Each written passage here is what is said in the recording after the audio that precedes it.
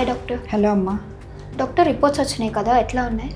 అమ్మ మీకు స్కాన్ చేశాం కదా, ఆ రిపోర్ట్స్ మీకు ఎక్స్ప్లెయిన్ చేస్తున్నామ్మా. మీరు యాక్చువల్గా వచ్చింది 20 డేస్ నుంచి బ్లీడింగ్ అవుతుందని.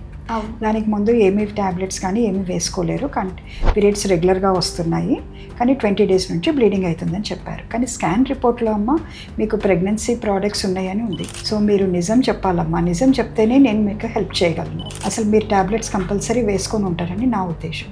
లేదు డాక్టర్, నేను ఎటువంటి టాబ్లెట్స్ యూజ్ చేయలేదు. యూజ్ చేయకపోతే మరి అలా ఎలా ప్రెగ్నెన్సీ ప్రోడక్ట్స్ ఉంటాయమ్మా? 20 డేస్ నుంచి ఎందుకు బ్లీడింగ్ అవుతుంది? మీరు దానికి ముందు పీరియడ్ కూడా మిస్ అవ్వలేరు, పీరియడ్ రెగ్యులర్గా వస్తుంది. సో ప్రెగ్నెన్సీ ఛాన్స్ లేదు మీరు చెప్పిన హిస్టరీ ప్రకారం. సో అలాంటప్పుడు చెప్పండి ఎలా వస్తుంది ప్రెగ్నెన్సీ ప్రోడక్ట్స్? నిజం చెప్తేనే కదమ్మా.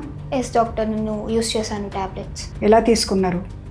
డాక్టర్ సూపర్విజన్లోనా లేకపోతే ఎలా తీసుకున్నారు? మా హస్బెండ్ తీసుకుని వచ్చారు ఫార్మసీ నుంచి. అలా చేయొద్దు కదమ్మా. మీకు అసలు దానికి ముందు కొన్ని టెస్ట్లు అవసరము, డాక్టర్ని సంప్రదించాలి. ఎందుకు అంటే ప్రెగ్నెన్సీ ఒక్కొక్కసారి యూట్రస్లో కాకుండా ట్యూబ్లో ఉంటుంది.